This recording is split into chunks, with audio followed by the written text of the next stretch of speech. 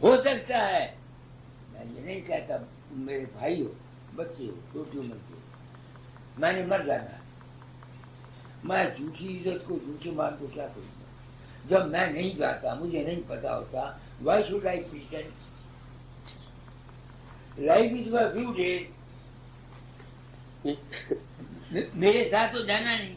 नहीं वो तो ठीक है ਤੁਹਾਡੀ ਗੱਲ, ਅਸੀਂ क्योंकि ਸਾਨੂੰ पता नहीं है इस चीज का, इस करके ਤੁਹਾਡੇ को प्रार्थना कर रहे हैं। पहला आदमी मैं हाँ जिसने इस बात नू पब्लिक किया था, सारे ने यही पूछी है। बाबा सावण सिंह ने कही वो कहना पूछ लो भाई, मैं तो सर से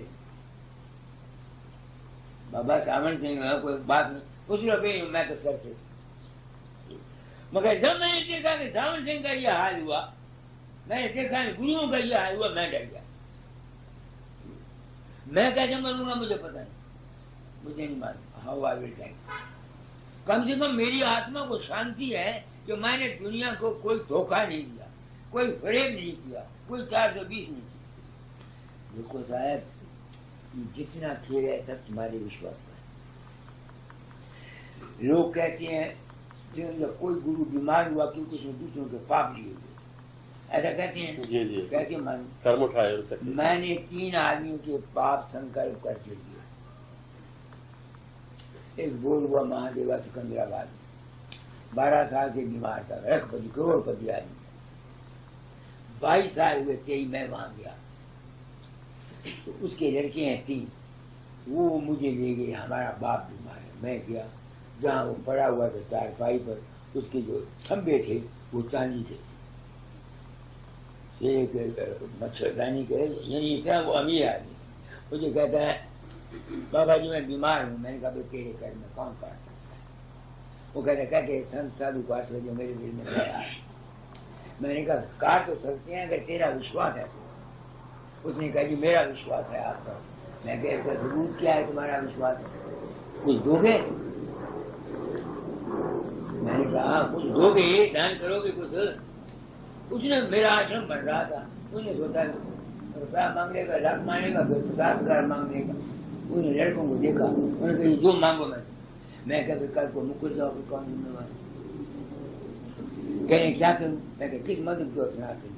मैंने कहा अच्छा बुलाओ पंडित, संकल्प करे। पंडित आया, उसने मंत्र बोला। मैं कहा बाबा पिछले जन्म के जितने तेरे जन्मों के पाप हैं और इस जन्म के सारे मुझे दे, संकल्प कर। और फिर यकीन कर ले कि तेरे ऊपर कोई पाप नहीं। अगर तेरे शुभ कर्म बाकी के हैं तो तू जिंदा रहे, कोई कारण से बच जाएगा। उसने पानी छोड़ा, मैं पानी पी लिया। मेरे साथ मामचंद था, नंदू सिंह था, मेरे दो भाई, ये काफी नहीं।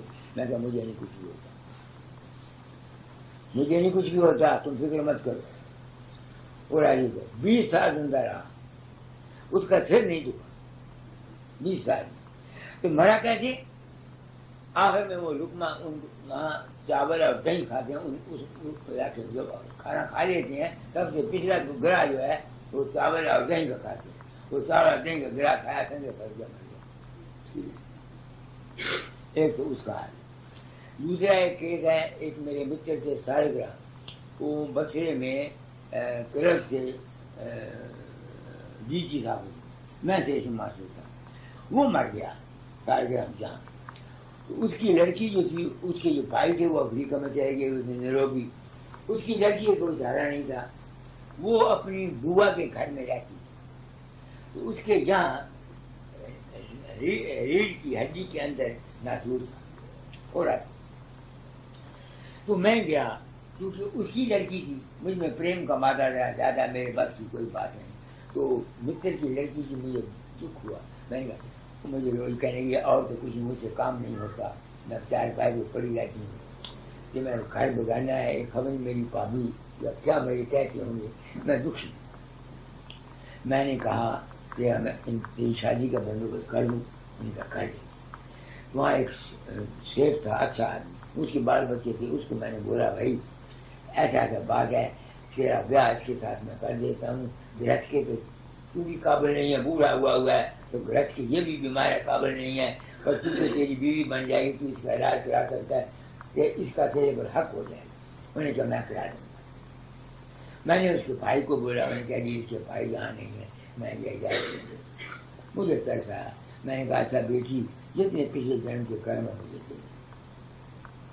मामचंद मेरे साथ, उसने पानी दिया। मैंने कहा सच्चे दिल से जो बुराइयां तुमने की हैं सब उसका फल मुझे दे।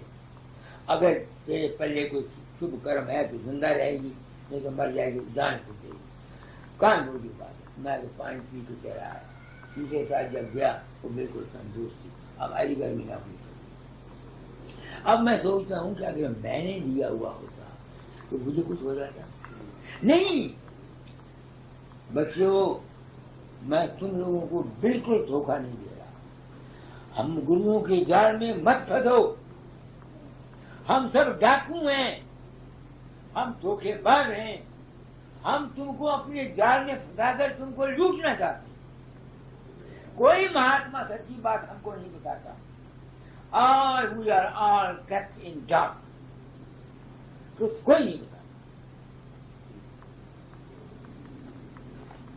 मैं आपको जो, मैं ये नहीं चाहता कि तुम जरूर मेरे मंदिर की डैमेज भी मंदिर वादुआई के मंदिर। मेरा काम निष्काम है। अगर कुदरत को ये सच्चाई की इजहार करने की जरूरत है तो कुदरत मदद करेगी, नहीं करेगी तो वादुआई के मंदिर जाएगा नहीं। इसका कोई सवाल नहीं।